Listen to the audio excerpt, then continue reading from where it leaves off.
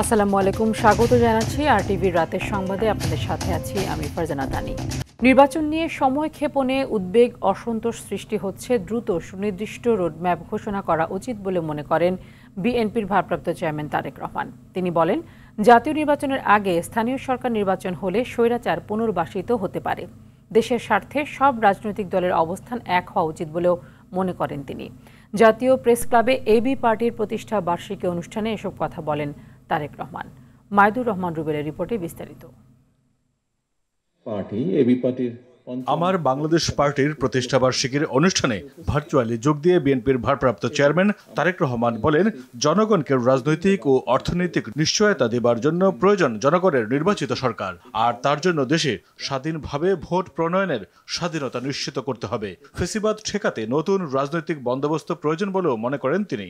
নির্বাচনের দাবি জানানো কোনো অপরাধ নয় বলেও মনে করেন তারেক রহমান। রাজনৈতিক দল নির্বাচনের দাবি জানাবে, এটি স্বাভাবিক গণতান্ত্রিক রীতি। অত্যন্ত সুকৌশলে দেশে এমন একটি আবহাওয়া তৈরির অপচেষ্টা চলছে যেখানে নির্বাচন অনুষ্ঠানের দাবি করাটাই যেন একটি অপরাধ। জাতীয় নির্বাচন অনুষ্ঠান নিয়ে অবজ্ঞাসূচক বক্তব্য, মন্তব্য কিন্তু পলাতক স্বৈরাচারকেই আনন্দ দেয়। জাতীয় নির্বাচন নিয়ে জনগণের মধ্যে আর উদ্বেগ না বাড়িয়ে নির্বাচনের সুনির্দিষ্ট পথনকশা প্রণয়নের দাবি জানান তারেক রহমান। বিরাজনীতিকরণ দেশের গণতন্ত্রের জন্য গভীর হুমকি হয়ে দাঁড়াতে পারে বলে মনে করেন তিনি। রাজনৈতিক দলগুলোকে জনগণের আদালতের মুখোমুখি করার উদ্যোগ গ্রহণ করতে হবে এবং এই উদ্যোগ গ্রহণ করতে হবে বর্তমান অন্তর্বর্তীকালীন সরকারকে। 5 আগস্টের পর রাজনীতিতে যুক্ত হওয়া নতুন 26টি দলকে স্বাগত জানিয়ে তারেক রহমান বলেন, আদর্শের ভিন্নতা থাকলেও দেশের স্বার্থে ঐক্য প্রয়োজন সব দলের। গণতন্ত্রের পক্ষের রাজনৈতিক দলগুলোর মধ্যে রাজনৈতিক আদর্শের ভিন্নতা থাকতে পারে, তবে আমি বিশ্বাস করি দেশের স্বার্থের প্রশ্নে বাংলাদেশের পক্ষের প্রত্যেকটি রাজনৈতিক দলের অবস্থান এক এবং অভিন্ন। ক্ষমতাচ্যুত স্বৈরাচারের পুনরুত্থান নিয়ে উদ্বেগ প্রকাশ করে তিনি বলেন, স্বৈরাচারদের বিরুদ্ধে অন্তর্বর্তী সরকার পদক্ষেপ না নিলে পরবর্তী নির্বাচিত সরকার ঠিকই ব্যবস্থা নেবে পতিত স্বৈরাচারের। পুনরায় মাথাচাড়া দিয়ে ওঠার চেষ্টা করছে। মাইদুর রহমান রুবেল, আরটিভি, ঢাকা। এদিকে লন্ডনে চিকিৎসা শেষে আগামী 5 মে দেশে ফিরছেন বিএনপি চেয়ারপারসন বেগম খালেদা জিয়া। দেশে ফেরার সময় তাঁর সঙ্গে থাকবেন 2 পুত্রবধূ ডাক্তার জুবাইদা রহমান ও সৈয়দা শর্মিলা রহমান। বিষয়টি নিশ্চিত করেছেন বিএনপি মহাসচিব মির্জা ফখরুল ইসলাম আলমগীর। আমাদের কাছ থেকে যে অ্যাম্বুলেন্স আপনার পেয়েছিলাম সেটা একটু এখন বিলম্বিত হচ্ছে, সেই জন্য ম্যাডাম ঠিক করছে যে ওটা যদি একদম শেষ মুহূর্তে না পাওয়া যায় তাহলে উনি আপনার বাংলাদেশ বিমানেই আসবেন। আমার বাংলাদেশ বিমানে আপনার সমস্ত ব্যবস্থা করে রাখা হয়েছে। 4 তারিখে উনি রওনা হলে উনি 5 তারিখে 11টার দিকে এসে পৌঁছাবেন। সঙ্গে তার 2 বৌমা আসবেন আর কি। জাতীয় নির্বাচন ঘিরে দেশের নতুন নতুন ষড়যন্ত্র হচ্ছে বলে মন্তব্য করেছেন নাগরিক ঐক্যের আহ্বায়ক মাহমুদুর রহমান মান্না। আর নুরুল হক নূরের অভিযোগ, সংস্কার ও নির্বাচনকে মুখোমুখি দাঁড় করানো হচ্ছে। অতি দ্রুত আওয়ামী লীগের নিবন্ধন বাতিলের দাবি এনসিপির আহ্বায়ক নাহিদ ইসলামের। আমার বাংলাদেশ পার্টির 5ম প্রতিষ্ঠা বার্ষিকীতে এসব কথা বলেন তারা। আরও জানাচ্ছেন GM মাহমুদ। জাতীয় প্রেস ক্লাবে আয়োজন করা হয় আমার বাংলাদেশ পার্টির 5ম প্রতিষ্ঠা বার্ষিকী, যেখানে অংশ নেন এবি পার্টির নেতাকর্মী ছাড়াও বিভিন্ন রাজনৈতিক দলের নেতা ও বিশিষ্টজনরা। ভার্চুয়ালি যুক্ত ছিলেন বিএনপির ভারপ্রাপ্ত চেয়ারম্যান তারেক রহমান।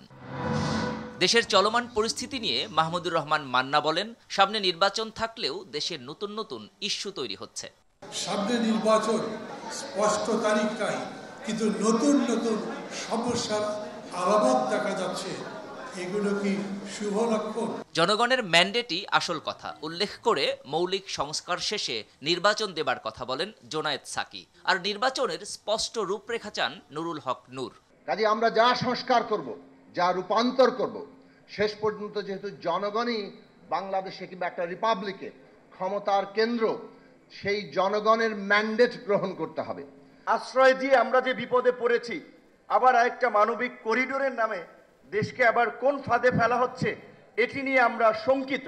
আওয়ামী লীগকে নির্বাচনে আনার সুযোগ নেই উল্লেখ করে নাহিদ ইসলাম বলেন, 5 আগস্টই জনগণ তাদের সিদ্ধান্ত জানিয়ে দিয়েছে। জনরোষে সেই ফ্যাসিস্ট সরকারের নেতৃবৃন্দকে দেশ থেকে পালাতে হয়েছে। বক্তব্য দেন এবি পার্টির চেয়ারম্যান মুজিবুর রহমান মঞ্জু, সাধারণ সম্পাদক ব্যারিস্টার আসাদুজ্জামান ফুয়াদ। 25-এর সমস্যা 71-এর রাজপথ দিয়ে আলোচনা সমাধান করা যাবে না। এছাড়া দেশের বৃহত্তম স্বার্থে জাতীয় ঐক্যমত্য প্রতিষ্ঠার আহ্বান জানান বিভিন্ন রাজনৈতিক দলের নেতারা। রাখাইনের অভুক্ত মানুষের জিএম মাহমুদ, RTV, ঢাকা। অন্তর্বর্তী সরকার আওয়ামী লীগের বিচার করতে ব্যর্থ হলে পাড়ায় মহল্লায় ফ্যাসিবাদ বিরোধী মঞ্চ তৈরি করে জনতার আদালতে আওয়ামী লীগ ও ফ্যাসিজমের বিচার করা হবে বলে হুঁশিয়ারি দিয়েছেন জাতীয় নাগরিক পার্টির আহ্বায়ক নাহিদ ইসলাম। রাজধানীর গুলিস্তানে জাতীয় মসজিদ বায়তুল মোকাররমের দক্ষিণ গেটে বিক্ষোভ সমাবেশে এই হুঁশিয়ারি দেন তিনি। সরকারকে অবিলম্বে জুলাই ঘোষণাপত্র দেওয়ার দাবিও জানিয়েছেন নাহিদ ইসলাম। বিস্তারিত আব্দুর রহিমের রিপোর্টে। গণহত্যাকারী আওয়ামী লীগের বিচার ও রাজনৈতিক কার্যক্রম নিষিদ্ধের দাবিতে জাতীয় নাগরিক পার্টি এনসিপির উদ্যোগে এই বিক্ষোভ সমাবেশ। বিভিন্ন দাবি সম্বলিত ব্যানার ফেস্টুন নিয়ে এতে যোগ দেয় দলটির নেতাকর্মীরা। সমাবেশ শুরুর আগেই জনসমুদ্রে পরিণত হয় গোটা এলাকা। আওয়ামী লীগ নিষিদ্ধের দাবিতে দেওয়া হয় নানা স্লোগান। সমাবেশে যোগ দেন জুলাই আন্দোলনে নিহতদের পরিবার ও আহতরাও। কোনো অথবা নেই, আওয়ামী লীগকে অনীতি বিলম্বে নিষিদ্ধ করতে হবে। আমরা বাংলাদেশের ছাত্র জনতা একসাথে ঐক্যবদ্ধভাবে হাত উঁচু করে রায় দিয়েছিলাম। আমরা যারা বুকের তাজা রক্ত জড়িয়েছি, 15 লাখ নেতা কর্মী যারা যারা গিয়েছে, তারা ভবিষ্যৎ পার্লামেন্টে যাবে। বিগত 17 বছরের গুম, খুন, দুর্নীতি ও জুলাই আগস্টে গণহত্যার কথা উল্লেখ করে সমাবেশে এনসিপির নেতারা বলেন, আওয়ামী লীগের বিচার ও সংস্কারের আগে দেশে কোনো নির্বাচন হতে দেওয়া হবে না। আমরা এখানে বিচারের আগে, সংস্কারের আগে কোনো নির্বাচন হতে দেব না। আবু সাইদ ওয়াচে মুক্তার মতো হাজারো জন জীবন দিয়েছে, কেন সেই আওয়ামী লীগ নিষিদ্ধের জন্য আবারও রাজপথে দাঁড়াতে হবে। মহিলা লীগ, যুবলীগ, শ্রমিক লীগ যারাই গুম খুনের সাথে জড়িত ছিলেন তাদের সবার বিচার নিশ্চিত করতে হবে। আওয়ামী লীগকে নিষিদ্ধ করতে রাজপথে নামা সামষ্টিক ব্যর্থতা জানিয়ে এনসিপির আহ্বায়ক নাহিদ ইসলাম অভিযোগ করেন, গণঅভ্যুত্থানের পরে রাজনৈতিক দলগুলো তাদের প্রতিশ্রুতি রক্ষা করেনি। রাজনৈতিক ঐক্যমত্যের ভিত্তিতে মৌলিক সংস্কারের উদ্দেশ্যে জুলাই সনদ কার্যকর করতে হবে এবং জুলাই সনদে সুস্পষ্টভাবে আওয়ামী লীগ নিষিদ্ধের কথাটি থাকতে হবে। মৌলিক সংস্কার ছাড়া সরকার নির্বাচন দিলে জুলাই আন্দোলনে শহীদদের রক্তের সঙ্গে বেইমানি করা হবে বলে জানান নাহিদ ইসলাম। আব্দুর রহিম, RTV, ঢাকা। বিশ্ব গণমাধ্যম স্বাধীনতা সূচকে ভারত পাকিস্তানের চেয়ে এগিয়ে গেল বাংলাদেশ। শুক্রবার পুরো বিশ্বের সাংবাদিকদের অধিকার নিয়ে কাজ করা সংস্থা রিপোর্টার্স উইদাউট বর্ডার্স RSF তাদের প্রতিবেদনে এই তথ্য প্রকাশ করে। চলতি বছর 180টি দেশের মধ্যে করা সূচকে বাংলাদেশের অবস্থান 149তম। গেল বছর বাংলাদেশের অবস্থান ছিল 165। সূচকে আগের বছরের তুলনায় 16 ধাপ উন্নতি হলেও বাংলাদেশে স্বাধীন সাংবাদিকতার পরিস্থিতি এখনও বেশ গুরুতর বলে মত সংস্থাটির। টানা নভেম্বরের মতো সূচকের শীর্ষে নরওয়ে, আগের বছরের তুলনায় 2 ধাপ পিছিয়ে সূচকে যুক্তরাষ্ট্রের অবস্থান 57তম।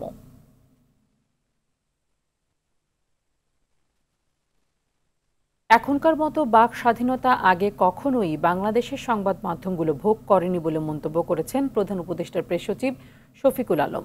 দুপুরে চট্টগ্রাম প্রেস ক্লাবে জুলাই বিপ্লব পরবর্তী বাংলাদেশ ও গণমাধ্যমের চ্যালেঞ্জ শীর্ষক আলোচনা সভায় তিনি এসব কথা বলেন।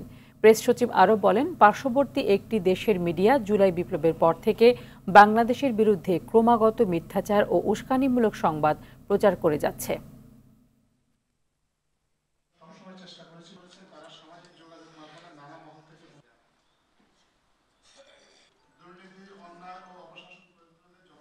বাংলাদেশের সত্যিকার অর্থে আমি বলবো যে যারা জার্নালিজম করছেন এর চেয়ে বেটার টাইম আসেনি। আমরা কারো মুখ বন্ধ করছি না, আমরা কারো কলম ভেঙে ফেলছি না, আমরা কারো প্রিন্টিং পেজ যে সিলগালা করছি না। আমরা সবাইকে বলছি আপনারা জার্নালিজম করেন। নারী বিষয়ক সংস্কার কমিশন বাতিল সহ 4 দফা দাবিতে শনিবার ঢাকায় মহাসমাবেশের ডাক দিয়েছে হেফাজতে ইসলাম বাংলাদেশ। সমাবেশ সফল করতে এবং 4 দফা দাবিতে বিক্ষোভ ও মিছিল করেছে সংগঠনটির নেতাকর্মীরা। শুক্রবার জুমার নামাজের পর বায়তুল মোকাররমের উত্তর গেটের সামনে এই বিক্ষোভ সমাবেশ করেন তারা বলেন, নারী সংস্কার কমিশনের প্রতিবেদন ইসলাম ও কুরআন বিরোধী। শুধু এই প্রতিবেদন নয়, নারী সংস্কার কমিশন সম্পূর্ণ বাতিল করতে হবে। এছাড়া হেফাজতের নেতাদের বিরুদ্ধে সব মামলা প্রত্যাহার না করলে আবারও যুদ্ধ করে ডক্টর ইউনূসকে ক্ষমতা থেকে নামানো হবে।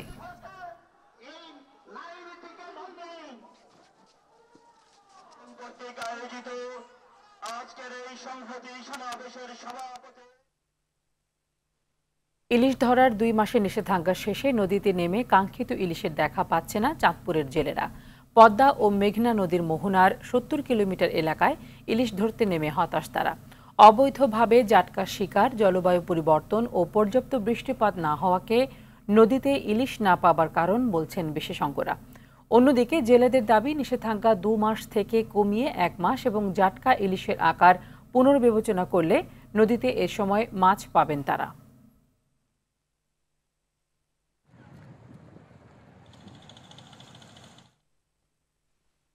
বাজারে নতুন চাল আসতে শুরু করায় কমতে শুরু করেছে দাম, তবে বেড়েছে সবজি ও মুরগির দাম। বিক্রেতারা বলছেন, সরবরাহ কম থাকায় হঠাৎ দাম বেড়েছে কাঁচা বাজারে।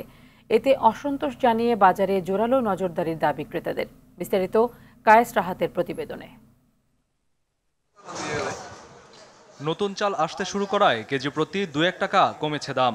যেগুলো নতুন কিছু আসছে, আটাশ যেটা আসছে সেটা 1 টাকা 2 টাকা, নতুনটা তো একটু কমছে। আর মিনিকেটটা তো অনেক বেড়ে গেছিল লাস্টের দিকে, সেটা এখন 2 থেকে মান ভেদে 2 থেকে 4 টাকা কমছে। চালের বাজারে সামান্য সুবাতাস বইলেও নতুন করে অস্বস্তি কাঁচা বাজারে। হঠাৎ করে বেড়েছে সবজির দাম। বিক্রেতাদের দাবি, শীতকালীন সবজির জায়গা এখনো পূরণ করতে পারেনি গরমের সবজি। উস্তা বেচে 40 টাকা, উস্তা আজকে 60 টাকা, ভেন্ডি বেচে কালকে 40, আজকে হয়েছে ভেন্ডি 60, পটল বেচে কালকে রাতে 40 টাকা, আজকে হয়েছে 50 টাকা, গাজর বেচে 40, গাজর হয়েছে 60। বাজার বলে মাল কম, ফসল কম বলে এই কথা বলতেছে। এদিকে ব্রয়লার সহ অন্যান্য মুরগির দাম কেজিতে বেড়েছে 20 থেকে 30 টাকা। গত সপ্তাহে আমরা ব্রয়লার বেচি 160 টাকা কেজি, আর এই সপ্তাহে বেচতেছে 180, 185। আর পার কেজিতে পায় 20 টাকা 25 টাকা বাইরে গেছে। সোনালী গত সপ্তাহে বেচছি আমরা 250 টাকা। ওষুধের দাম, কেমিক্যাল, এগুলোর দাম যদি কম হয় তাহলে যে মনে করেন খামারিরা কমে বেচলে তাদের পোষাইব। সাধারণ মানুষ বলছে, বাজারে গেল রমজানের মতো সারা বছরই সরকারের কঠোর নজরদারি অব্যাহত রাখা উচিত। সিজনে শাকসবজি শেষ হয়ে গেছে, এখন যেহেতু গ্রীষ্মকাল, এই জন্য এখন শাকসবজির দাম ঊর্ধ্বমুখী। গত বাজারেও আমি গাজর নিয়েছি 40 থেকে 50 টাকা, আজকে গাজর হয়ে গেছে 80 টাকা, লাউর দাম হয়ে গেছে 100 টাকা। কাঁচা বাজারে রেটের একটা বেশ ভালো এই সপ্তাহে তারতম্য দেখা যাচ্ছে গত সপ্তাহের চাইতে। কায়েস রাহাত, RTV, ঢাকা। এবার ভারত পাকিস্তান প্রসঙ্গ। ভারত নিয়ন্ত্রিত জম্মু কাশ্মীরের পেহেলগাম সন্ত্রাসী হামলার পেছনে ভারতীয় গোয়েন্দা সংস্থা র জড়িত, এমনটাই দাবি করেছে পাকিস্তানি এক্সপ্রেস ট্রিবিউন। টেলিগ্রামে ফাঁস হওয়া উদ্ধৃতির বরাতে এই দাবি করে গণমাধ্যমটি। এদিকে পাকিস্তান শাসিত কাশ্মীরের প্রধানমন্ত্রী চৌধুরী আনোয়ার উল হক সীমান্তে লাইন অব কন্ট্রোল বা নিয়ন্ত্রণ রেখার আশপাশের বাসিন্দাদের খাদ্য মজুদের নির্দেশ দিয়েছেন। ইমতিয়াজ আহমেদ জানাচ্ছেন বিস্তারিত। ভারত নিয়ন্ত্রিত জম্মু কাশ্মীরের পেহেলগামে সন্ত্রাসী হামলার পেছনে ভারতীয় গোয়েন্দা সংস্থা রিসার্চ অ্যান্ড অ্যানালাইসিস উইং র জড়িত। টেলিগ্রামে ফাঁস হওয়া এক গোপন নথির উদ্ধৃতি দিয়ে চাঞ্চল্যকর এই দাবি করেছে পাকিস্তানের বিভিন্ন গণমাধ্যম। টেলিগ্রামে ফাঁস হওয়া গোপন নথির বরাতে প্রকাশিত প্রতিবেদনগুলোতে বলা হয়, পেহেলগামে 26 পর্যটক নিহত হওয়ার ঘটনাটিকে অমুসলিম জনগোষ্ঠীকে লক্ষ্য করে চালানো হামলা বলে প্রচার চালানোর সুস্পষ্ট নির্দেশ দেওয়া হয়। নথিতে পাকিস্তানি গোয়েন্দা সংস্থা ISI-কে জড়িয়ে প্রোপাগান্ডা ছড়াতে ভুয়া অ্যাকাউন্ট ব্যবহারের পরিকল্পনার কথাও উল্লেখ আছে। এদিকে টানা 8ম দিনের মতো সীমান্তে গোলাগুলি করেছে ভারত ও পাকিস্তানের সেনারা, তবে এতে কোনো ধরনের হতাহতের খবর পাওয়া যায়নি। এদিকে শুক্রবার পাকিস্তান শাসিত কাশ্মীরের প্রধানমন্ত্রী Chowdhury Anwarul Haque line of control সংলগ্ন 13টি নির্বাচনী এলাকায় স্থানীয় পরিষদকে 2 মাসের জন্য খাদ্য মজুত রাখার নির্দেশ দিয়েছেন। পেহেলগাম ইস্যুতে আঞ্চলিক সংঘাত এড়াতে ভারত পাকিস্তানকে আলোচনার মাধ্যমে সুরাহার পরামর্শ দিয়েছে মার্কিন যুক্তরাষ্ট্র। ইমতিয়াজ আহমেদ, RTV।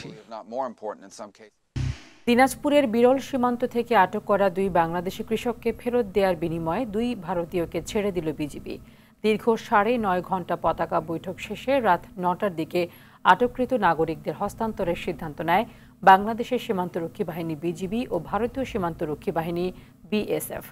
এর আগে দুপুরে বিরলের ধর্মজৈন সীমান্তের 310 নম্বর পিলার এলাকা থেকে 2 কৃষককে আটক করে নিয়ে যায় বিএসএফ।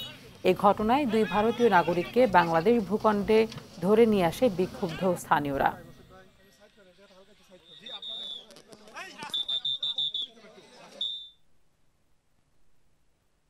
রাজধানীকে পরিষ্কার পরিচ্ছন্ন রাখতে নিউ মার্কেট এলাকায় কার্যক্রম জোরদার, বিশেষ অভিযান ও বৃক্ষরোপণ কর্মসূচি করে নিউ মার্কেট থানা বিএনপি।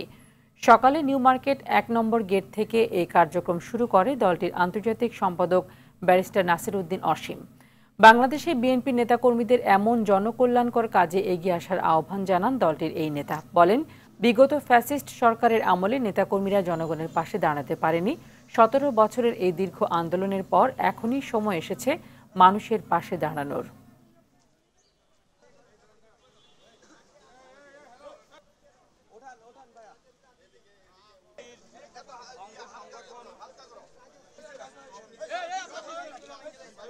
সমস্ত বিএনপির নেতাকর্মীরা জনগণের পাশে যেন দাঁড়ান।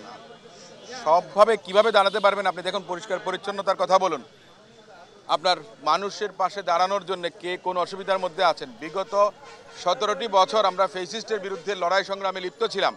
আমরা কেউ কারাগারে ছিলাম, কেউ আপনার হুলিয়া নিয়ে পালিয়েছিলাম, আপনার ধান খেতে পাট খেতে আমরা বাড়ি ঘর ছাড়া ছিলাম, আত্মীয় পরিজনের সঙ্গে আমাদের দেখা করার মতো সুযোগ ছিল না। টানা 3 দিনের ছুটিতে পর্যটকদের ভিড় বেড়েছে পর্যটন নগরী কক্সবাজারে। ছুটি কাটাতে দেশের বিভিন্ন প্রান্ত থেকে সমুদ্রের অপূর্ব সৌন্দর্য দেখতে ছুটে এসেছেন ভ্রমণ প্রিয়াসীরা। পর্যটকদের আগমনে মুখর হয়ে উঠেছে সমুদ্র সৈকতের কলাতলি, সুগন্ধা, লাবণী পয়েন্ট সহ দর্শনীয় স্থানগুলো। পর্যটকরা সমুদ্রের নোনা পানিতে গা ভাসিয়ে উপভোগ করছেন সমুদ্র স্নান। 3 দিনের ছুটিতে কক্সবাজারের সব হোটেল, মোটেল, রিসোর্ট সহ গেস্ট হাউসের রুম বুকিং হয়ে আছে। পর্যটকদের নিরাপত্তায় দায়িত্ব পালন করছে ট্যুরিস্ট পুলিশ সদস্যরা। আর্জেন্টিনা ও চিলির উপকূলে আঘাত এনেছে শক্তিশালী 7.4 মাত্রার ভূমিকম্প। যুক্তরাষ্ট্রের ভূতাত্ত্বিক জরিপ সংস্থা ইউএসজিএস জানিয়েছে, স্থানীয় সময় শুক্রবার সকাল 9:58 ভূমিকম্পটি মাটির 10 কিলোমিটার গভীরে আঘাত হানে। এতে চিলির মেগালেন প্রণালীর পুরো এলাকায় সুনামি সতর্কতা জারি করা হয়। সুনামি ঢেউ আছড়ে পড়তে পারে এমন বার্তা দিয়ে চিলির জাতীয় দুর্যোগ প্রতিরোধ সেবা অ্যান্টার্কটিক অঞ্চলের সৈকত এলাকা থেকে সব মানুষকে সরে যাওয়ার নির্দেশ দেওয়া হয়। তবে আর্জেন্টিনার তরফে কোনো ধরনের সুনামি সতর্কতা জারি করা হয়নি। এ পর্যন্ত কোনো হতাহতের খবর পাওয়া যায়নি।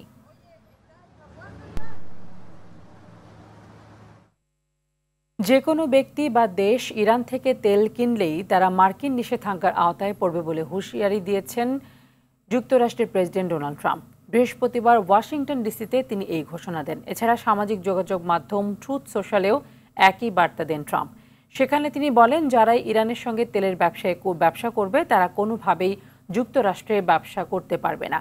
গত এপ্রিলে ইরানের সঙ্গে তেলের ব্যবসা করার অভিযোগে 4 ভারতীয় কোম্পানির উপর নিষেধাজ্ঞা আরোপ করেছিল ট্রাম্প প্রশাসন। ট্রাম্পের মন্তব্যটি এমন সময় আসলো যখন ইরানের পরমাণু কর্মসূচি নিয়ে রোমে 4র্থ দফার যুক্তরাষ্ট্র ইরান বৈঠক স্থগিত হয়েছে।